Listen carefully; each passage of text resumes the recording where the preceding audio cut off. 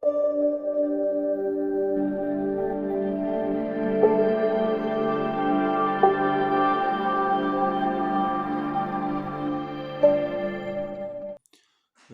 वालेकुम dear students. आज की इस वीडियो के अंदर हम पढ़ेंगे मेजरिंग इंस्ट्रूमेंट्स क्या होते हैं। तो जो फिज़िकल क्वांटिटीज़ हैं हमने इससे पहले पढ़ी हैं कि फ़िज़िकल क्वांटिटीज़ हैं, मसलन लेंथ, टाइम, मास एटसेट्रा। तो इनकी जो है मेजरमेंट्स जिन इंस्ट्रूमेंट्स या आलात के ज़रिए हम करते हैं उनको मेजरिंग इंस्ट्रूमेंट्स कहते हैं। अब मेजरिंग इंस्ट्रूमेंट्स की डेफिनेशन देख लेते हैं, जो प्रॉपर डेफिनेशन है। अब measuring instrument is a device used to measure, used यहाँ पे यूज्ड आता है, use to measure a physical quantity. तो फिजिकल क्वांटिटीज़ को मेजर करने के लिए जो डिवाइस हम यूज़ करते हैं उसको हम मेजरिंग इंस्ट्रूमेंट कहते हैं। अब जो पहले वक्तों में, पुराने वक्तों में यूज़ होते थे, उनमें टाइम के लिए सन डायल यूज़ होता था, वाटर क्लॉक यूज़ होता था। जो सन डायल होता था ये एक आप कह लें कि एक प्लेट सी होती थी, उस पे एक पतरी सी लगी होती थी लोहे की। ठीक है, तो इसकी मैं फिगर आपको इधर शो करवा दूंगा। तो उस पे जो है शेडो के हिसाब से, शेडो कम या ज़्यादा होता था तो उस हिसाब से टाइमिंग का जो है वो अज्यूम किया जाता था, देख लिया जाता था कि टाइम क्या हो गया। तो जो वाटर क्लॉक है इसमें दो बीकर्स होते थे, एक बीकर को फिल किया होता था और उस पर स्केल बनी होती थी। जब वो पानी जो है ड्रॉप बाय ड्रॉप जो है दूसरे बीकर के अंदर जाता था, ठीक है। तो उस में जब पानी जो है वो ज़ाहिर है नीचे टपक रहा होता था तो उसकी स्केल कम होती जाती थी। फिर वहाँ से देख लिया जाता था कि इतना पानी कम हो गया, इतना टाइम हो गया, इतना पानी कम हुआ है तो इतना टाइम होगा, ठीक है। लेकिन ये जो पहले यूज़ होते थे इंस्ट्रूमेंट्स, ये कोई एग्जैक्ट या प्रिसाइज मेजरमेंट्स नहीं देते थे, ठीक है जी। तो फिर जो जो जो है वक्त गुजरता गया, फिर जो है न्यू डिवाइसेस, आलात जो हैं मेजरमेंट्स इंस्ट्रूमेंट्स बनाए गए, ठीक है। तो रिसेंटली जो मेजरमेंट्स इंस्ट्रूमेंट्स हैं उनमें कुछ एग्जांपल्स मैं यहाँ पे डिस्कस करना चाहता हूँ। मीटर रूल है, वर्नियर कैलिपर है, स्क्रू गेज है, स्टॉप वॉच, फिजिकल बैलेंस और मेजरिंग सिलेंडर। ये 6 तरह के हैं जो हम इसकी आपकी इस बुक के अंदर डिस्कस करेंगे। तो आज की वीडियो के अंदर हम सिर्फ एक ही जो मीटर रूल है इसको डिस्कस करेंगे। तो मीटर रूल जो है ये क्या होता है। मीटर रूल को जो है हम कोई सी किसी भी ऑब्जेक्ट की लंबाई जो है वो मालूम करने के लिए, या फिर उसका या दो पॉइंट्स के दरमियान जो डिस्टेंस है उसको फाइंड करने के लिए यूज़ करते हैं। मसलन कैसे, ये दो पॉइंट्स है तो इनके दरमियान कितना ये डिस्टेंस है, इसको मेजर करने के लिए हम फिर क्या करते हैं, मीटर रूल को यूज़ करते हैं।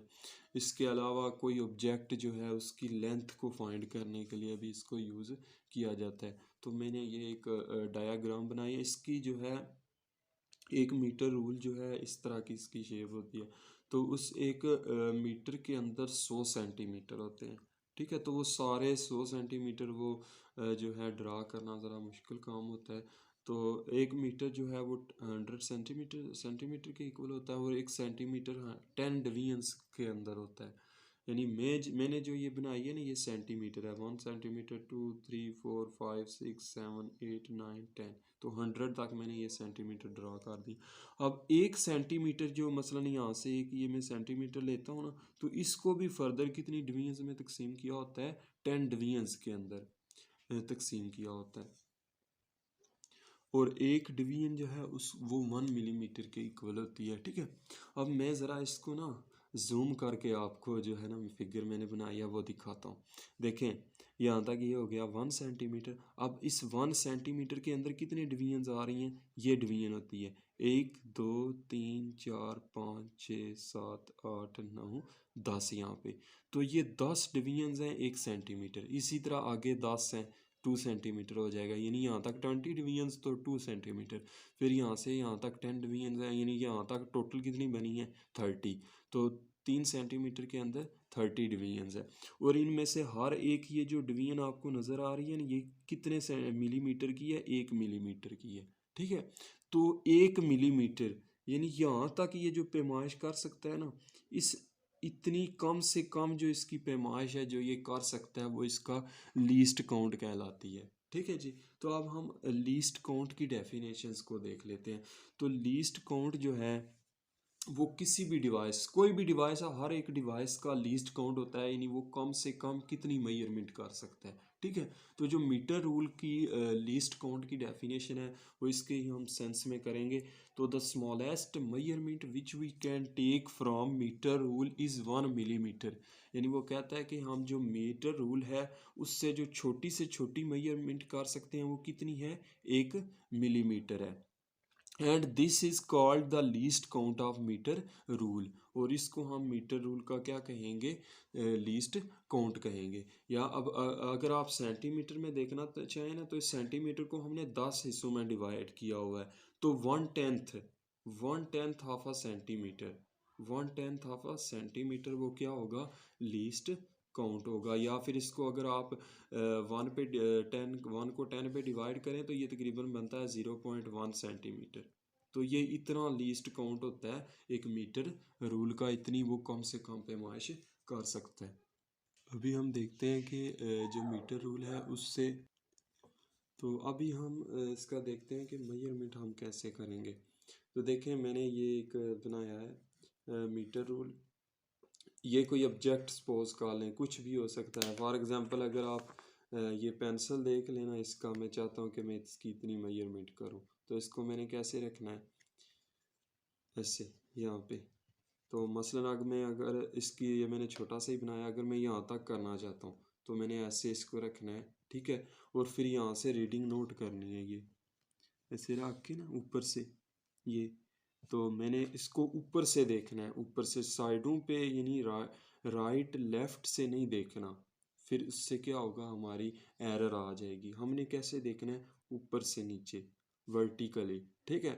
तो मसलन मैं चाहता हूँ कि यहाँ तक इसकी पैमाइश करूँ, तो यहाँ तक ये कितना आ रहा है, 3 सेंटीमीटर।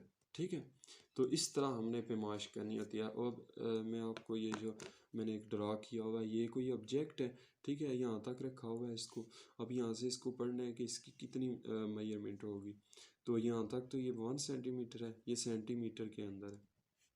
1 सेंटीमीटर, यहाँ से ये 2 सेंटीमीटर। 2 सेंटीमीटर ये कब होगी, अब देखें एक्चुअल इसकी 2 सेंटीमीटर है। जब आप यहाँ से देखें ना, ऊपर से नीचे देखेंगे वर्टिकली, तो ये कितना नज़र आएगा, 2 ही नज़र आएगा एग्जैक्ट। लेकिन अगर आप लेफ़्ट पे, यहाँ पे अपनी आंख रख के देखेंगे साइड पे, तो फिर आपको ये ज़्यादा दिखाएगा, यानी 2.5, 2.4, 2.3।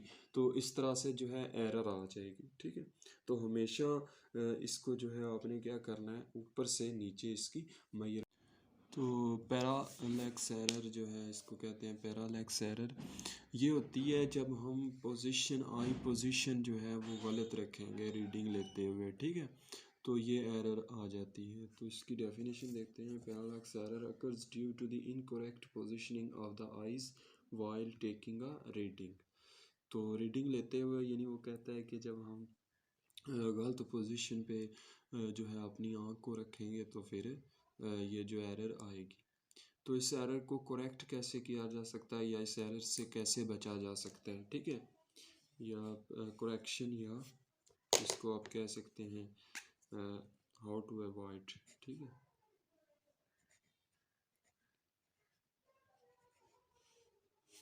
अवॉइड कैसे किया जाए, तो अपनी आँख को जो है, keep one I shut and place it vertically above the point of measurement.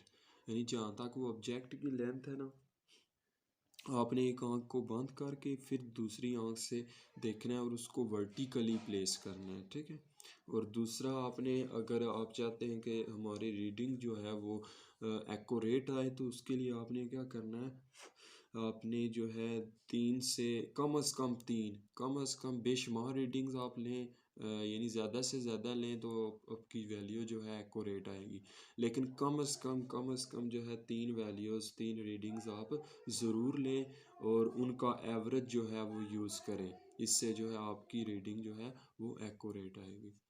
तो इसको मैं रीडिंग इसकी कर देता हूँ। Take at least 3 readings and use average of these readings for further accuracy. तो स्टूडेंट्स, ये था आज का लेक्चर। आई होप आपको इसकी समझ आ गई होगी।